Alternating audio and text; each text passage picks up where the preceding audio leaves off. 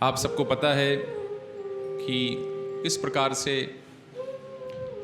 नैमिषारण्य में 88,000 ऋषि एकत्रित हुए, बड़ा यज्ञ कर रहे थे और उस यज्ञ के माध्यम से खूब काले पीले हुए जा रहे थे। बहुत यज्ञ कर रहे थे, धुआं उठ रहा था बहुत।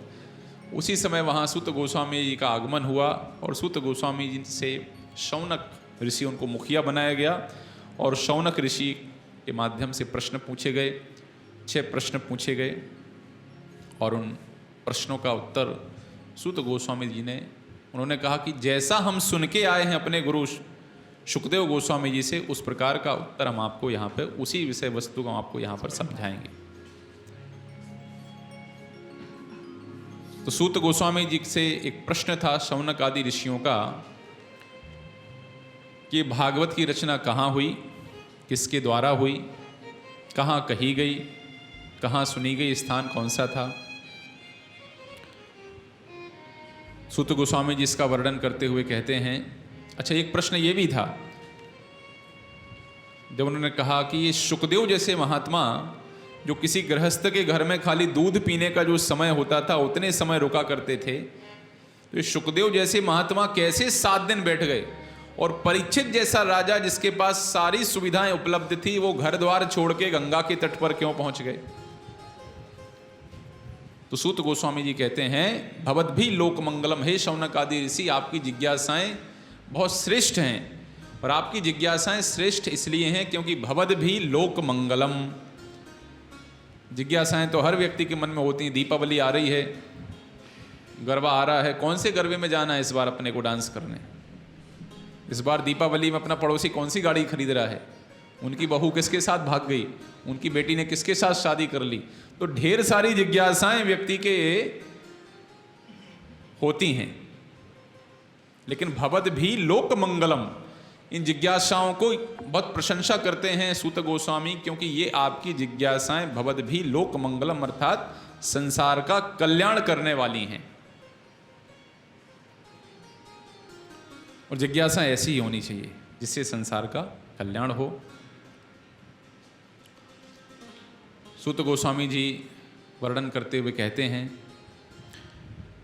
सम्यप्रास नामक स्थान पर व्यासदेव जी के द्वारा इस ग्रंथ की रचना की गई, क्योंकि 17 पुराणों की रचना, 4 वेदों की रचना, 108 उपनिषदों की रचना करने के पश्चात भी व्यासदेव जी का मन अशांत था। और जब शिष्य का मन अशांत हो या हमारा मन शांत हो तो किसके पास जाना चाहिए? गुरु जी के पास, साधुओं के पास जाना चाहिए, क्योंकि उनका मन महांतस्ते समचित्ता प्रशांता विमन्वया सूर्यदा साधवो ये, क्योंकि वो प्रशांत हैं, उनका मन शांत है। इसलिए हमारा जो अभी पूरा मिट्टी फैल गई हमारे मन रूपी जल में, वो मिट्टी को क्या करेंगे? बिठा देंगे।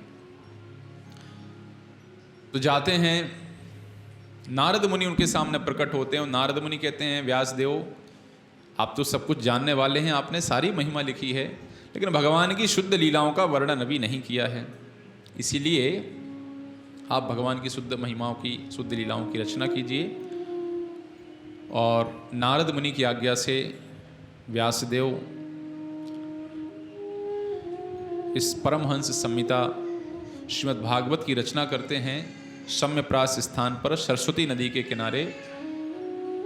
कहते हैं ये भागवत व्यासदेव जी की समाधि की भाषा है। अब इतने सुंदर ग्रंथ की रचना हो गई, अब बहुत अच्छी मिठाई आपने बनाई है, लेकिन कोई खाने वाला नहीं है तो क्या करोगे? मान लीजिए माता जी ने बहुत सुंदर केक बनाया, कोई काटने वाला नहीं है, कोई खाने वाला नहीं है, तो होगा क्या उस केक का? कोई तो खाने वाला होना चाहिए। तो व्यासदेव के मन में विचार आया कि इतने सुंदर ग्रंथ की रचना हमारे गुरु नारद जी की प्रेरणा से हुई है, लेकिन अब इस ग्रंथ को कोई योग्य व्यक्ति मिले जो इस ग्रंथ को जन जन तक ले जा करके जन कल्याण का कार्य कर सके।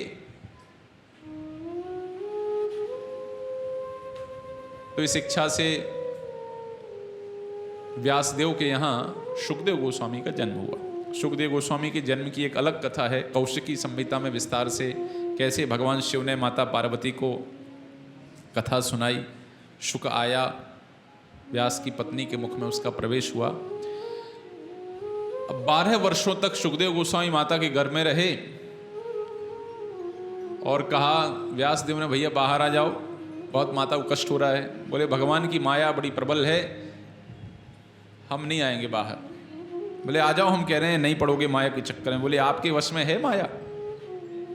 तो भगवान ने आके आश्वासन दिया, सुखदेव बाहर आ जाओ।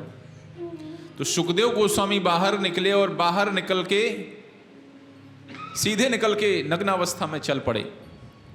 आगे आगे सुखदेव गोस्वामी, पीछे पीछे व्यासदेव जा रहे हैं। पुत्र रुको, पुत्र रुको। आप सोचो उस पिता के विषय में, बच्चा पैदा हो और पैदा होते साथ भाग चले, कैसे लगेगा पिता को, कैसे लगेगा माता को।